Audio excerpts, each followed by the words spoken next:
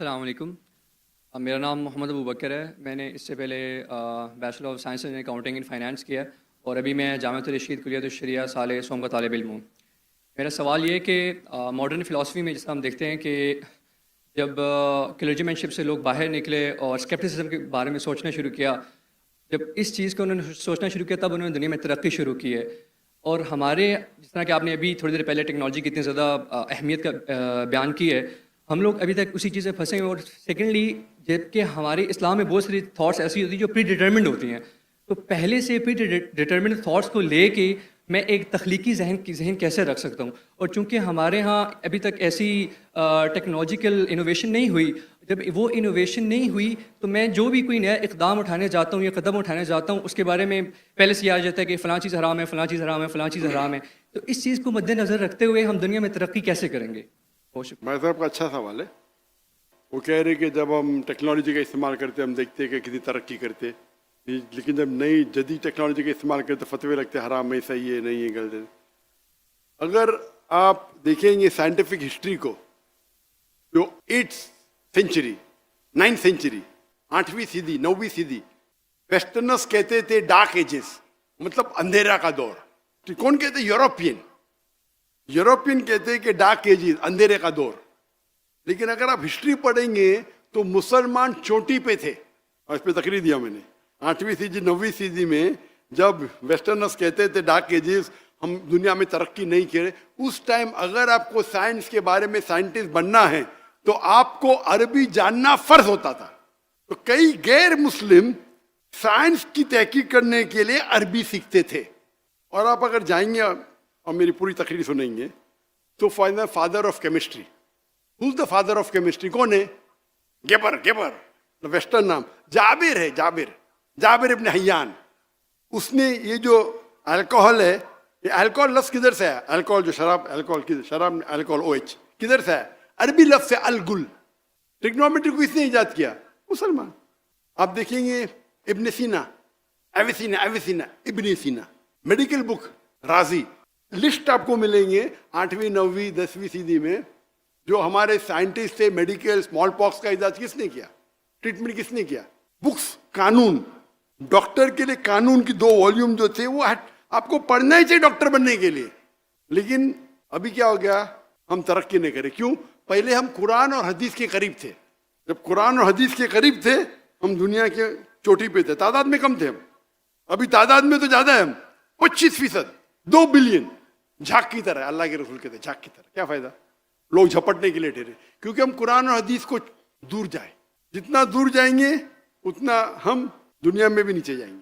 تو اگر ہم قرآن پہ اور ریسرچ کریں اور وہ علماء کی بات مانیں جو صحیح ہے بنسبت حرام حرام ثبوت ہونا چاہیے، ہم شریعہ کو فالو کرنا چاہیے، جو علماء فتویٰ دیتے اسے ماننا چاہیے. لیکن کوئی بھی صحیح علماء کبھی بھی ٹیکنالوجی سے آپ کو روکے گا نہیں. صحیح علماء کبھی نہیں روکیں گا. اگر کچھ غلط ہے روکیں گا. ربا غلط ہے، ربا کے بنا دھندا نہیں کرتے تو بیوقوف لوگ جو بولتے. جتنے ٹاپ 500 ورلڈ کی companies all are debt free ہے، ٹاپ کمپنیز. تو جو ہر ایک فن میں الگ عالم ہے. آج کی تاریخ میں اسلامک اکنامکس میں نمبر 1 ہے مفتی تقی عثمانی، نمبر 1 دنیا کی. آپ کے وہ اسلامک اکنامکس کے ماہر ہے. اور حامد حسن جس نے میں نے کہا تھا ان کا انتقال ہو گیا، انہوں نے قائم کی تھی اسلامک یونیورسٹی اسلام آباد. میں ماشاءاللہ ان کے بہت قریب تھا، کافی گھنٹے گزارے اسلامک اکنامکس میں بات کرنے. ماشاءاللہ مفتی تقی عثمانی کے ساتھ بھی میں نے کافی وقت گزارے. یہ لوگ اسلامک اکنامکس ماہر ہے. ابھی کوئی دوسرا فتویٰ بولے گا یہ حرام حرام، ارے بھائی آپ کے پاس ہے کوئی دلیل؟ اور حنفی فقہ جو ہے اسلامک اکنامکس میں بیسٹ فقہ ہے. جو حنفی علماء نے جو کیے تحقیق ان اسلامک اکنامکس، اس لیے مفتی تقی عثمانی کی عزت سب جگہ ہے دنیا میں. ایون سعودی جائیں گے تو عزت ہے. یہ سچ ہے بھائی، میں کبھی ڈرتا نہیں سچ بات کر رہا. کیوں میں ان کو پریس کیا؟ چاروں ائمہ کی عزت کرتا ہوں میں. تو ہمیں یہ دیکھنا چاہیے. لیکن ایک بات میں کہوں کہ نہیں ہوں کہ پاکستان میں اور اسلامک ہونا چاہیے. مفتی تقی عثمانی صاحب ہے ادھر، لیکن ملیشیا میں ابھی ملیشیا کمپٹیشن نہیں ہو رہا، نہیں تو آپ بولے واپس سے ویڈیو وائرل ہو جائے گا. نہیں، لیکن ملیشیا پاکستان کا کوئی اعتراض نہیں لے گا. انڈیا پاکستان میں اعتراض ہوتا ہے تو ملیشیا کا بول سکتا ہوں مفتی صاحب. ملیشیا میں جو پریکٹیکل اسلامک بینکنگ ہے بہت اچھی ہے. وہاں نمبر 2 शेख दाऊद बकर, वो नंबर 2 आते, वो मलेशिया में। लेकिन प्रैक्टिकली इस्लामिक बैंकिंग जो मलेशिया में वो और आम है। यहाँ मैं पूछ रहा था, कौन कह रहा था 23%, कौन इस्लामिक बैंकर कह रहा था कि 23%, वो भी अच्छी बात है, 23% of the banking is Islamic banking. Malaysia में और ज़्यादा तादाद है, हालांकि मलेशिया में 63% मुसलमान है, तो वहाँ कम होना चाहिए ना, वहाँ गैर मुस्लिम भी इस्लामिक बैंकिंग करते। तो यहाँ मुसलमान 95-97% मुस्लिम है पाकिस्तान। तो हम इस्लामिक इकोनॉमिक्स जो नहीं जानते बोलते हैं अरे इस्लामिक बैंकिंग कन्वेंशनल बैंक ऐसा ही चाहिए, यहाँ से खाओ एक है।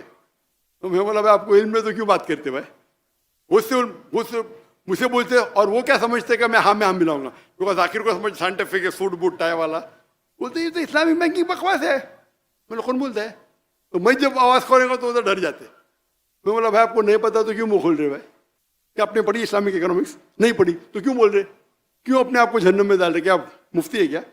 हाँ बोलो, मुझे समझता नहीं, जायज़ है, खाली हाँ यह अलग बात है क्या बहुत से लोग इस्लामिक बैंकिंग के नाम पे मुसलमान को बेवकूफ़ बनाते, वो सही है, लेकिन there is something like Islamic banking ruling है।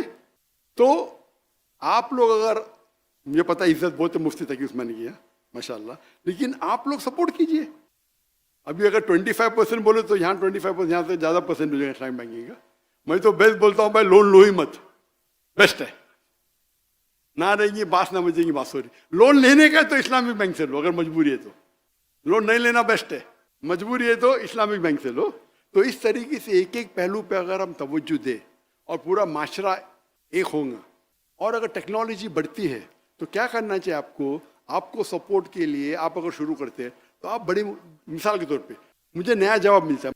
इस्लाम का उसूल है कि अगर एक आलिम फतवा देता है, अगर वो सही है तो उसे 2 सवाब, गलत है तो भी 1 सवाब। आलिम, आम आदमी नहीं। अभी आलिम के मतलब हर फन में अलग अलग आलिम है, हदीस का आलिम मुहद्दिस है, तफसीर का आलिम मुफस्सिर है, तो आलिम। तो मुझे अगर कोई ऐसा जवाब मिला जो नया जवाब मिला तो मैं क्या करता हूँ, I go under the umbrella of an आलिम, वो आई थिंक मैं उससे पूछता हूँ मैं सही है क्या, हाँ सही। तो मुझे एक सर्टिफिकेट मिल गया, टिक सर्टिफिकेट देते नहीं, मतलब मैं पूछा हूँ 2-3 आलिम से जो मेरे नज़दीक खाई है, तो मैं जवाब देने लगता हूँ। तो मैं कोई भी, हाँ मैं क्या कर सकता हूँ, एक आलिम का जवाब ले सकता हूँ, लॉजिकल दिखाऊं, वो ठीक है। वो दाई का काम क्या है, आलिम से सीखे, उसे पैलेटेबल हजम कराए आम पब्लिक को। इस्लामिक बैंकिंग के अगर आलिम लोग जो मशहूर है, जिसको फैजल अवार्ड मिला है, मैं उनको जानता हूँ, इंडियन है, दो इंडियन को फैजल अवार्ड मिला है, King Faisal award for Islamic banking. एक है छापरा, उमर छापरा, और एक इंडिया के आई थिंक शेख निजामुद्दीन। वो जब मेरे तकरीर सुने इस्लामिक बैंकिंग के, doctor Zakir you are so strict, उनको फैसल अवार्ड मिला, मुझे नहीं मिला, उसके मुझे अलग मिला सऊदी ऑफ इस्लाम। तो मैंने लेक्चर दिया, भाई सही है क्या, बोलते यू आर टू स्ट्रिक्ट। मैंने ये नहीं पूछा मैं स्ट्रिक्ट क्यों हूं, मैंने ये पूछा क्या मैंने सही है क्या। तो बोलता है भाई you are logical, you are true, but you are too strict. मेरा सवाल है कि मैंने लेक्चर दिया हूं इस्लामिक बैंकिंग पे, बराबर, इसमें कुछ गलतियां क्या, बोलो। बोलते आप बहुत स्ट्रिक्ट है। मैं स्ट्रिक्ट होना गलत बात है, मैं तो कहता हूं मैं फंडामेंटलिस्ट हूं ना, मैं फंडामेंटल को पूरे जी जान से फॉलो करता हूं। तो अगर आप उस फन के आलिम नहीं हैं तो आपका फर्ज होता है कि आप आलिम से पूछो। तो आपको टेक्नोलॉजी पे जाने का है तो ऐसे आलिम से पूछो जो लोग उनकी इज्जत करते, उनसे बात करो, उनको फतवा जाहिर करने दो, क्या अलाउड इज सेफ, हाँ कि नहीं। तो ये बोलना कि सारे उलमा आपको टेक्नोलॉजी रोकते हैं, ये बिल्कुल गलत है। आप किधर हिंदुस्तान में जाओ, पाकिस्तान में जाओ, माशाल्लाह अच्छे उलमा आपके पास है, सऊदी में जाओ, कुछ नहीं परहेज करके बोले करो लेकिन मुझसे फतवा मत लो, ये भी हिकमत है, करो लेकिन मुझसे फतवा मत लो। क्योंकि फतवा अलग होता है, तकवा अलग होता है। एक होता है भाई ज़रूरी है, तो हमारे मकासद शरिया में अलाउड है, फतवा तो नहीं सकते, लेकिन करो मतलब वो आलिम ने आपके सिर पे हाथ रखा है, आप उससे फतवा मत लो, आप समझे ना। तो कुछ ऐसे पेचीदा सवाल होते हैं दावती मैदान में, तो आपको ज़रूरी है कि जो उस फन का माहिर है, लाइक मेडिकल कुछ किया तो ऐसे आलिम से पूछो जो मेडिकल डॉक्टर भी है और शरिया भी जानता है, आप समझे। तो आप अगर शुरू करेंगे तो उनको कॉन्फिडेंस में लो, हो सकता है वो आपको 2-3 राय बोलेंगे, उसकी बात मान लो, मे बी आपका 100% 80% तो काम हो जाएगा ना मुझे 100% करने का, 80% तो करो। तो इस तरीके से हमें साथ में लेके चलना है, इंशाल्लाह अल्लाह आपके साथ होगा। Hope the answer the question.